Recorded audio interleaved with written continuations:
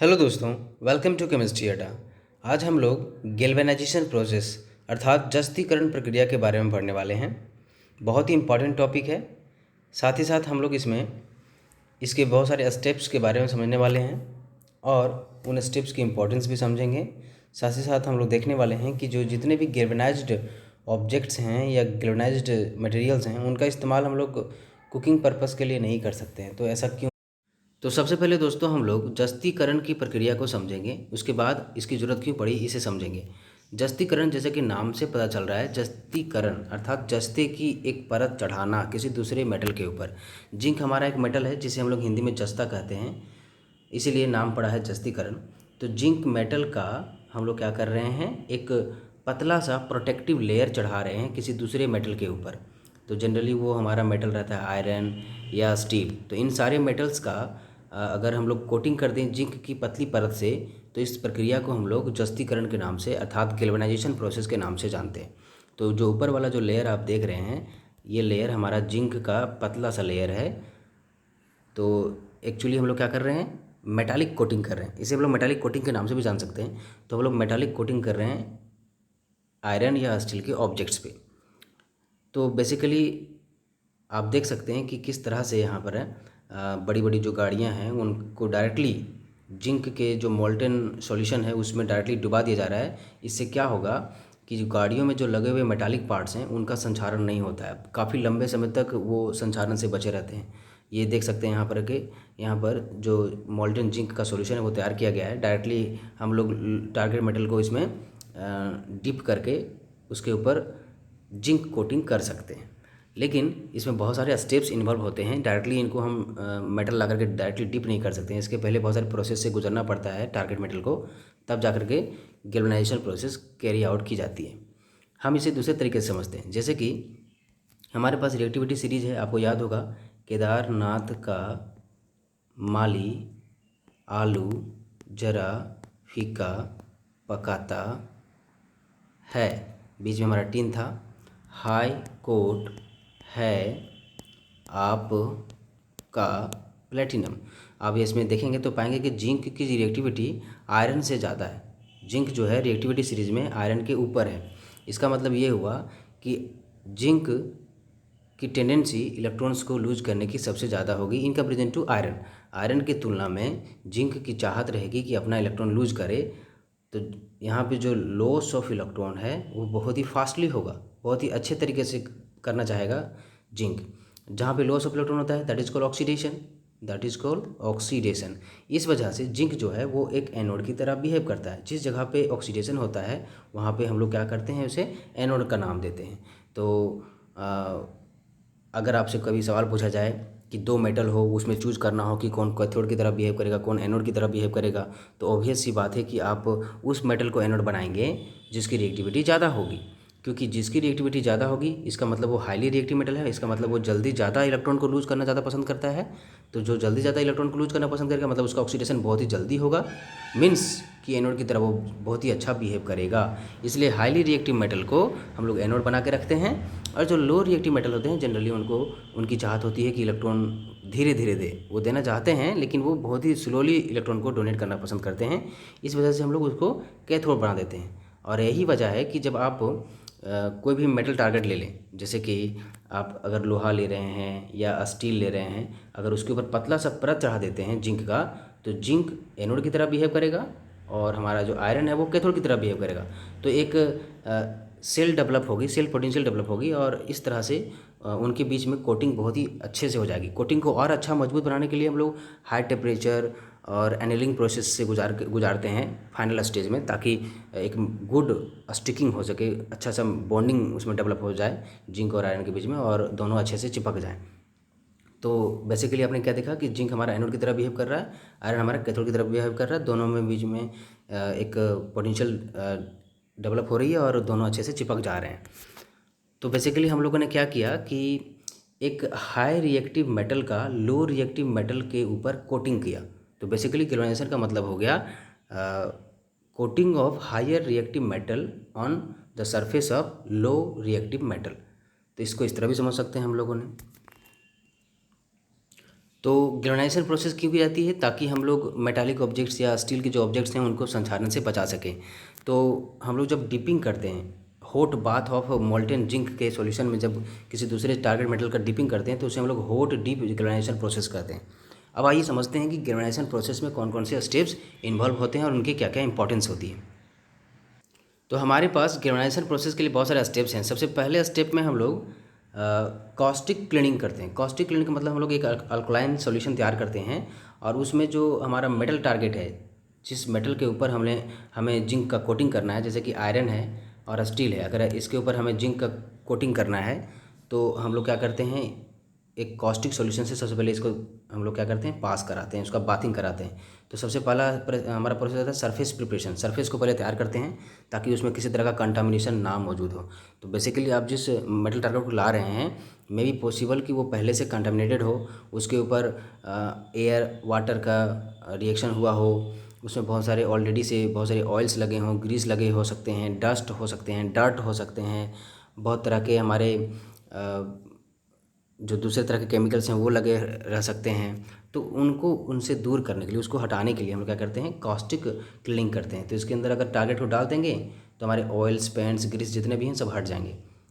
तो फिर से जब फिर इस कास्टिक सॉल्यूशन के को रिमूव करने के लिए, चूँकि अगर आप मेटल को अगर कास्टिक सॉल्यूशन में डाले हैं तो मेटल सरफेस पे कुछ ना कुछ कास्टिक सॉल्यूशन रहेगा।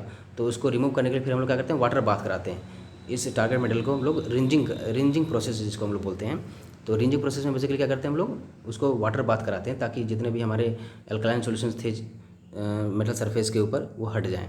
उसके बाद हम लोग सेकेंड करते हैं पिकलिंग प्रोसेस। पिकलिंग प्रोसेस में बेसिकली हम लोग क्या करते हैं कि डाइल्यूट H2SO4 का या फिर डाइल्यूट HCl का हम लोग सॉल्यूशन तैयार करते हैं और उसके अंदर मेटल टारगेट को डुबा देते हैं। आप देख सकते हैं कि यहाँ पे किस तरह से जो हमारा डाइल्यूट H2SO4 का सॉल्यूशन है और HCl का सॉल्यूशन है, दोनों में से कोई भी सॉल्यूशन ले सकते हैं, उसके अंदर डुबा करके तो जो अतिरिक्त मात्रा में जो बचे रह गए हैं हो सकते हैं हमारे डस्ट पार्टिकल्स या फिर रस्ट जो बचा रह गया होगा, या कुछ मात्रा में दूसरे जो अनवांटेड जो केमिकल्स बच रहे होंगे वो इस एसिड बाथ में वो धुल जाएंगे, साफ़ हो जाएंगे। लेकिन यहाँ पे समस्या एक और हो जाती है कि हम लोगों ने एसिड लिया है और ऑलरेडी हमारे पास मेटल है, और एसिड और मेटल के बीच में क्या होता है, केमिकल रिएक्शन होती है। हम सभी जानते हैं कि जब आप आयरन को H2SO4 से रिएक्शन कराएंगे, और हम सभी जानते हैं कि आयरन की रिएक्टिविटी हाइड्रोजन से ज़्यादा है, तो ये इसको रिप्लेस करके FeSO4 बना देगा, आयरन सल्फेट बना देगा।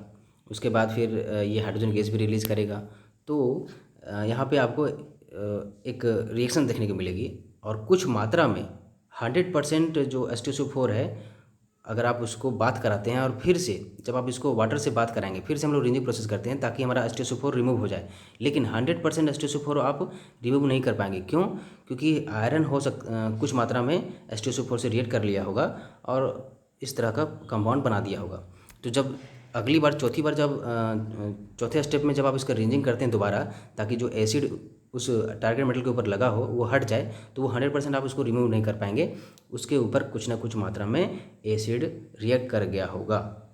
चलिए, अब उसके लिए तो आप कुछ कर नहीं सकते हैं। अब नेक्स्ट हम लोग बहुत ही ज़रूरी प्रोसेस है उसको गुजारते हैं, फ्लक्स सॉल्यूशन तैयार करते हैं। फ्लक्स सॉल्यूशन का मतलब मेन मोटो क्या रहता है हमारा, तो बेसिकली हम लोग क्या करते हैं, इसके बाद जिंक सॉल्यूशन तैयार करते हैं, जिंक बाथ सॉल्यूशन तैयार करते हैं। तो एक हम लोग एक कंटेनर है हमारे पास, इसमें हम लोग मोल्टेन जिंक लेते हैं जिसका टेम्परेचर लगभग 400 से लेकर के 500 डिग्री सेल्सियस के बीच रहता है। तो अगर आप इसको खुला छोड़ देंगे सरफेस को, तो ये वाटर, एयर और मॉइस्चर से रिएक्ट कर सकता है, तो जिंक ऑक्साइड का फॉर्मेशन कर सकता है, या एक ऑक्साइड लेयर का फॉर्मेशन कर सकता है। तो इसको ऑक्साइड लेयर से बचाने के लिए, जो मोल्टेन जिंक है हमारा, उसको ऑक्साइड लेयर से बचाने के लिए इसके ऊपर हम लोग को फ्लक्स का एक लेयर चढ़ाना पड़ेगा। वो क्या करेगी, इसको हवा पानी से बचा के रखेगी और ऑक्साइड फॉर्मेशन से अवॉइड करेगी, मतलब ऑक्साइड फॉर्मेशन नहीं होने देगी। तो फ्लक्स सॉल्यूशन के लिए हम लोग क्या यूज करते हैं, तो फ्लक्स सॉल्यूशन की हम लोग अमोनियम क्लोराइड का इस्तेमाल करते हैं, जो एक ऊपर में ये तैरती रहेगी और एक फ्लक्स की तरह बिहेव करेगी, फ्लक्स सॉल्यूशन की तरह बिहेव करेगी, और वो उसको ऑक्साइड फॉर्मेशन से बचाएगी। अब हमारे पास मोल्टेन जिंक बाथ सॉल्यूशन है, हाई टेम्परेचर पर है। अब हमारे पास ये जो आयरन अभी निकला है जिसका हम लोग रिंजिंग किए हैं, अब वो हर तरह के अशुद्धियों से और गंदगियों से वो फ्री है, उसमें किसी तरह का कंटामिनेशन नहीं है। अब हम लोग डायरेक्टली क्या करेंगे, इसको अब इसमें डिप कर देंगे मोल्टेन वाले बाथ में, मोल्टेन जिंक वाले बाथ में हम लोग इसको डिप कर देंगे और इसको कुछ समय के लिए रखेंगे। छोटा साइज़ अगर हमारा मेटल टारगेट है तो कुछ देर के लिए रखेंगे, और साइज़ अगर बड़ा है तो उसको थोड़े समय और के लिए रखते हैं, थोड़ा ज़्यादा देर के लिए रखते हैं, साइज़ पर भी डिपेंड करता है। जब इसको हम बाहर निकालेंगे तो होगा बेसिकली क्या कि उसके ऊपर यूनिफॉर्म कोटिंग नहीं हुएगी, जिंक की यूनिफॉर्म कोटिंग नहीं देखने को मिलती है। कहीं पे जिंक की लेयर मोटी होती है तो कहीं पे जिंक की लेयर पतली होती है। तो इसको यूनिफॉर्म बनाने के लिए जो नेक्स्ट हमारा प्रोसेस होता है that is called centrifugation. Centrifugation हम लोग बहुत तेज़ी के साथ में जो टारगेट मेटल है उसको सेक करते हैं, हिलाते हैं, ताकि एक यूनिफॉर्म लेयर बन जाए जिंक मेटल की, जिंक का कोटिंग एक यूनिफॉर्म रूप ले ले।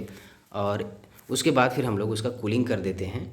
कूलिंग करने के बाद जिंक और आयरन के बीच में एक मजबूत बंधन हो जाए, एक मजबूत स्टिकिंग हो जाए, इसके लिए हम लोग क्या करते हैं, उसको एनेलिंग प्रोसेस के लिए भेज देते हैं। एनेलिंग प्रोसेस में हाई टेम्परेचर रखी जाती है और प्रेशर भी हाई रखा जाता है, ताकि वहाँ पर स्टिकिंग अच्छे से हो जाए जिंक और आयरन के बीच में। और एक लास्टली फिर हम लोग कूलिंग करके उसकी क्वालिटी एश्योरेंस कर लेते हैं कि अब अच्छे से स्टिकिंग हो गया है, तो वो अब तैयार हो जाता है हमारा गैल्वेनाइज्ड शीट।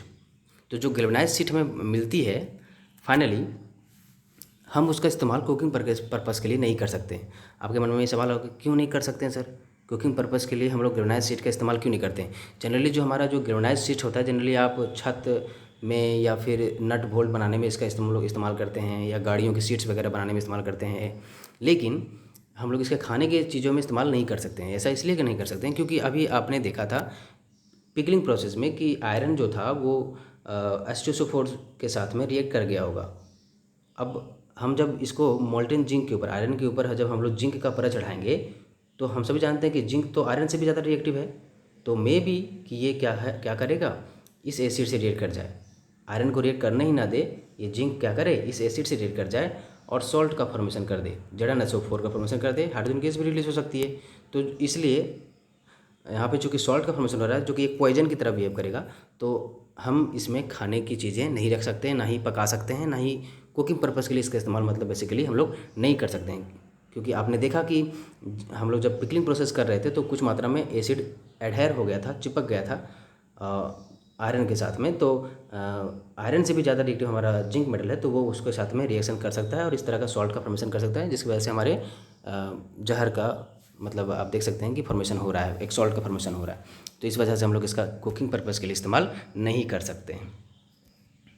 तो ये हमारा प्रोसेस है जिसमें आप देख सकते हैं कि सबसे पहले हम लोग डी ग्रीसिंग करते हैं, सारे ग्रीस वगैरह हटा देते हैं, फिर पिकलिंग करते हैं, एसिड बाथ मतलब करते हैं, फिर फ्लक्स तैयार करते हैं ताकि ऑक्साइड फॉर्मेशन ना हो सके।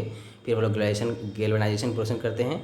गैल्वेनाइजेशन के बाद सेंट्रीफ्यूगेशन करते हैं ताकि एक यूनिफॉर्म लेयर तैयार हो सके। फिर हम लोग कूलिंग करते हैं। फिर बाद में हम लोग एनेलिंग प्रोसेस भी करते हैं ताकि मजबूत स्टिकिंग हो सके, अच्छा सा बंधन बन सके, एक मेटल मतलब जिंक और आयरन के बीच में एलॉय जो लेयर बना है वो अच्छा से मजबूती पाले। इसके लिए हम लोग एनेलिंग प्रोसेस के लिए उसको गुजारते हैं। फिर लास्टली हम लोग इंस्पेक्शन करके उसकी क्वालिटी को एश्योर कर देते हैं।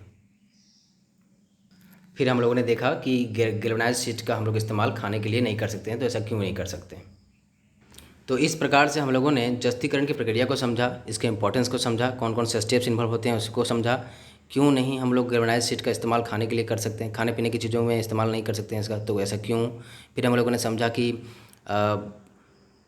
अगर दो मेटल्स दिए हों तो किसे हम लोग एनोड की तरह ट्रीट करेंगे, कैसे कैथोड की तरह ट्रीट करेंगे, इस तरह की चीज़ों को हम लोग सीखा। आई होप आपको सारी चीज़ें समझ में आ गई हों। किसी तरह का डाउट हो तो आप मुझे कमेंट सेक्शन में पूछ सकते हैं। अगर यह वीडियो आपको हेल्पफुल लगा हो तो लाइक करें, कमेंट करें, शेयर करें। Thank you.